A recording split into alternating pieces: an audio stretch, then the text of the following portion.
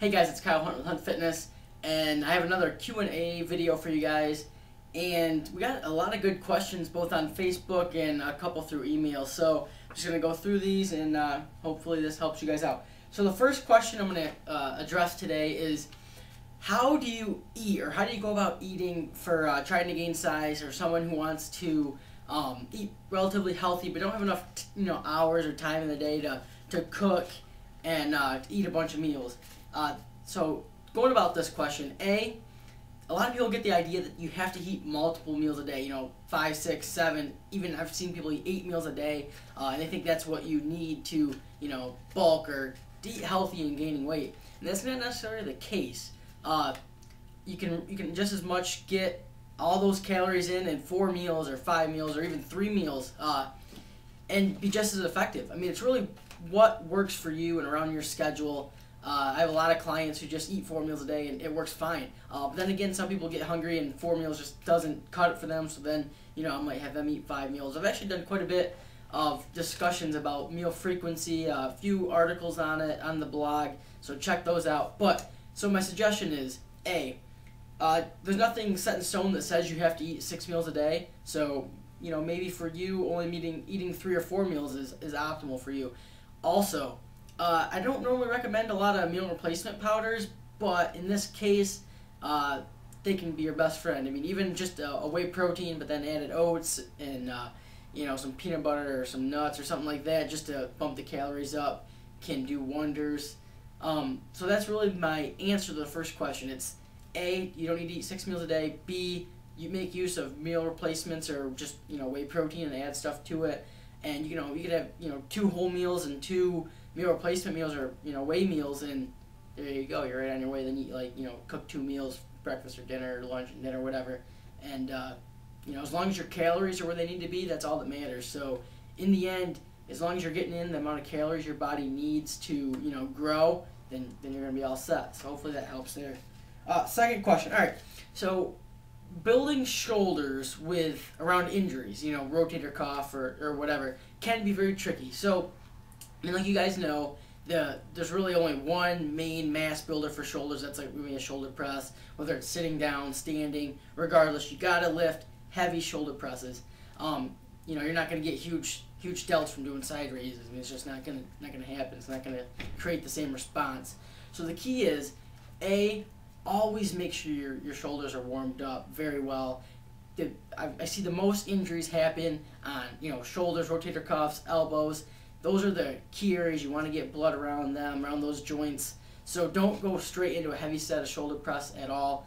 Warm up the rotator cuffs. You see a lot of people will hold like a plate or a dumbbell and go side to side, which if you think about it, it's not really doing anything because it's gravity. It's just pushing down. It's not working the rotator cuff at all. So if you want to use a plate, hold a plate up like this, do external rotations like this, and then to work internal or outer rotations, set up a cable station like from the side and do pulleys across, or set it up from this side and go across. So those are 2 exercises to really warm up the rotator cuff.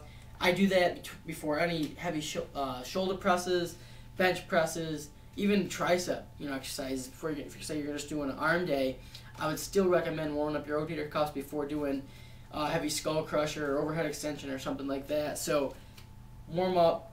There's no really getting around doing heavy shoulder presses, but maybe put them at the end of your workout. Maybe start out with a front raise or a side raise, rear raise, and then work up to your heavy sets of military press or something like that. That way there's already a lot of blood in the muscle that's really warmed up, and then you won't have to go quite as heavy, so it's not going to put as much strain in your joints. So that's what I'd recommend there.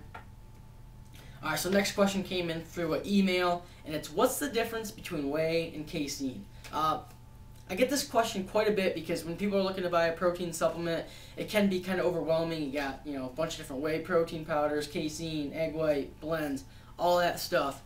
Just a little a brief overview. You guys are all aware that milk protein is 80% casein, 20% whey. Whey generally is faster absorption rate, casein slower absorption rate, gels in your stomach, all that good stuff. So that aside, because I don't want to talk about absorption rate, because when you combined a meal of whey or casein with fats, carbs, that goes out the window. Fats are going to slow down absorption regardless. So leaving that out of the equation. Whey is a lot higher in BCAAs, higher in leucine, creates a better anabolic response, maximizes protein synthesis better than casein. So I generally recommend Whey over casein all the time. I mean, I only recommend buying one protein powder. There's no sense of buying a Whey, buying a casein, buying an egg white, and going all about that. So if you're gonna buy one, go with the Whey. It's a lot more beneficial than just buying one casein. But I do recommend blends. I mean, you can get a whey protein blend, or if the protein supplement of choice that you have is a blend of whey and casein, I wouldn't get rid of it. So it could be a good supplement. It has different absorption rates and all that, like we mentioned with the casein and the whey. But if you're just buying one, get the whey. It's like I said, it's more anabolic. And it really is going to offer you more overall benefits than just a one-source casein. So that's the answer to that one. And lastly, this one was the most popular question. This one, a couple people asked on Facebook. And then some people saw that and emailed me about this question, making sure I answered it, sent me a text message, want me to answer this question. And I get this one a lot, and especially with the college-age students. And that's really what my business is built around. I really offer a lot for college-age students because, 25% off is huge. I would say 90% of my clientele is, the college age. So this question definitely needs to be addressed, and it's alcohol. Alright, so I'm really going to not get into everything too detailed. I'm just going to make a couple points. And first off, what people don't necessarily understand is from a calorie standpoint, alcohol is 7 calories per gram. So I know people think, well, if I'm just having straight alcohol, I'm doing better off than drinking beer, which is true, but you're still getting calories. So if you're going to sit and, chug a lot of alcohol, regardless of what you're taking in, you're going to be taking in a lot of calories. So from a fat loss standpoint, if you're on a cutting diet or your main goal is to lose fat, alcohol is out of the equation. It's just empty calories.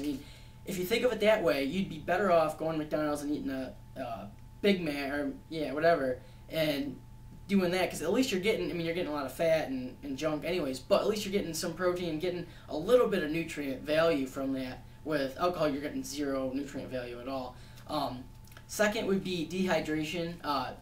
Anybody who drinks a lot is going to understand how dehydrated you can get the next day. And, a lot of people don't drink enough water to begin with to be properly hydrated, to then just get dehydrated from alcohol. Really, it's just going to be counterproductive. But then again, if you're going to drink a lot of water the next day or throughout the night, then that point will be, subsided. And lastly, what I want to talk about, probably the biggest influence on training, on muscle growth that alcohol has is its effect on testosterone. It does lower testosterone levels, and it does raise estrogen levels, which we all know is not going to be beneficial for muscle growth. So, but then again, I'm a realist here, and I'm not saying don't ever drink alcohol because it's a big social thing. I guess the main thing is don't get plastered. It's not, there's going to be nothing in it for you besides, maybe if you think it looks cool, but it really doesn't from an outsider standpoint. But those 3 points are the main ones I wanted to talk about here before not getting real too into it. But the biggest is this: if you're trying to build muscle, there's no need. You don't want to lower your testosterone levels. That you want to try to have them elevated as much as possible, naturally possible. So just to do something counterproductive is getting hammered and lowering your testosterone levels and raising your estrogen levels. It's not really beneficial for you. So yeah, I just wanted to touch on that. One last thing I just wanted to mention for everybody is the Arnold Classic is coming up in a couple weeks. I am going to be there. So if you are there, make sure you come up and say hi to me, and I want to meet everybody, and hopefully it's going to be a fun weekend. So and also hopefully these questions and answers helps you guys out. So until next time.